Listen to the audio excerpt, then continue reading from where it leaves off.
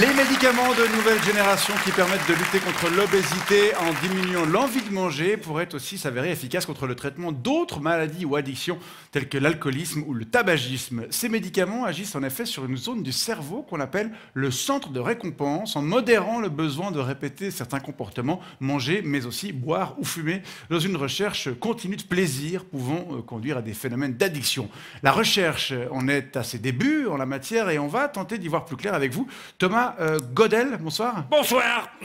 Vous êtes chercheur au laboratoire pharmaceutique Néomedifarm. Néomedifarm, établi sur la côte vaudoise, et vous travaillez d'ailleurs encore au développement d'un nouveau médicament agissant lui aussi sur ce fameux centre de récompense. Oui, nous surfons sur le succès incroyable de ces médicaments à base de sémaglutide dans la foulée du fameux Ozempic développé par le laboratoire pharmaceutique danois Novo Nordisk. Voilà, Ozempic, c'est ce médicament développé à la base pour lutter contre le diabète de type 2, mais dont on a découvert qu'il avait un effet coupe-faim pouvant entraîner des pertes de poids de 15 à 20%. Oui, et Novo Nordisk a mis sur le marché un nouveau médicament, toujours à base de sémaglutide, le Wegovy, spécifiquement dédié au traitement de l'obésité. Un médicament qui cartonne et qui a permis à Novo Nordisk de quintupler sa capitalisation boursière en 5 ans. En 5 ans, oui, il y a un pognon à se faire avec les médicaments qui agissent sur le système nerveux central. C'est formidable. Ouais, mais comment ça fonctionne? Eh bien, comme vous l'avez dit, le sémaglutide, qui est une hormone, agit sur le centre de récompense.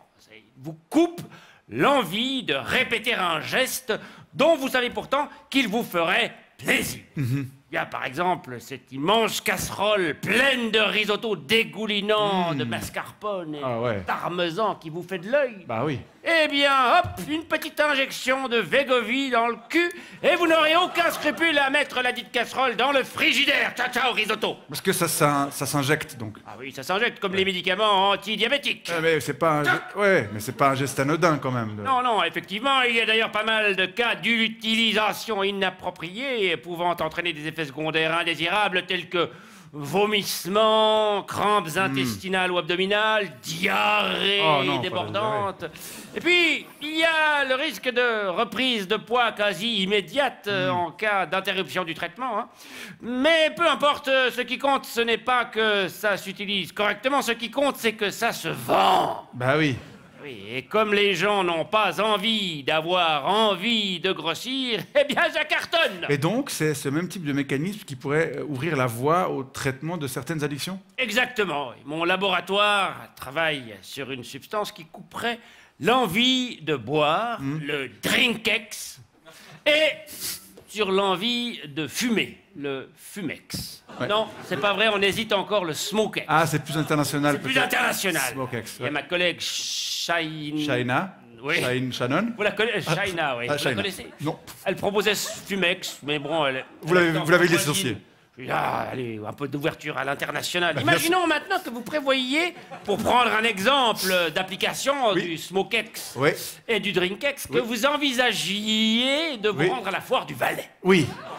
Ou à la fête des vendanges ce week-end. Oui, je pensais plutôt à la foire du Valais. Alors dites, voilà. Que vous n'avez pas envie de rentrer en étant complètement bourré et en ayant trop bouffé et trop fumé, comme tous les gens qui se rendent à la foire du Valais.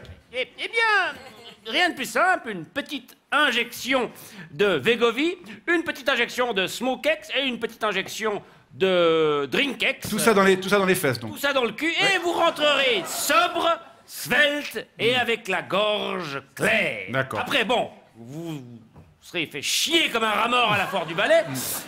Oui, parce que sans alcool, sans raclette et sans petite clope, on se fait chier à la foire du Valais.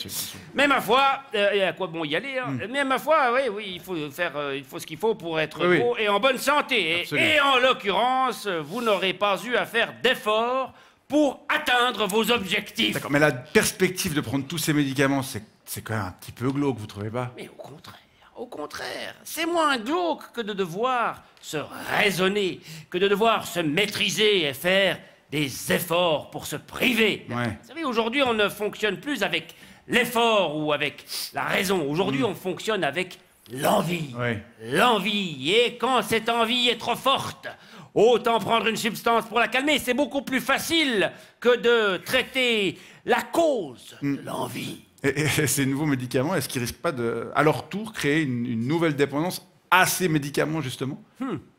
Eh bien, tenez-vous bien, nous travaillons justement aussi sur une substance qui pourrait lutter contre cette dépendance. Une substance qui lutterait contre l'envie de ne pas avoir envie. Voilà. Les perspectives sont infinies et les profits aussi. On dirait une chanson de Johnny Hallyday, tout ça. Quant au coût de la santé... Et ça fait longtemps qu'on a compris qu'on se foutait éperdument de cette thématique. tout à Enfin, fait. les coûts de la santé. C'est vrai, on se réjouit de suivre le développement de ces nouveaux médicaments et on vous remercie d'être venu nous donner un avant-goût de leur utilisation potentielle. Thomas Godel, bonne soirée, allez-y. Merci. Allez, je vous embrasse.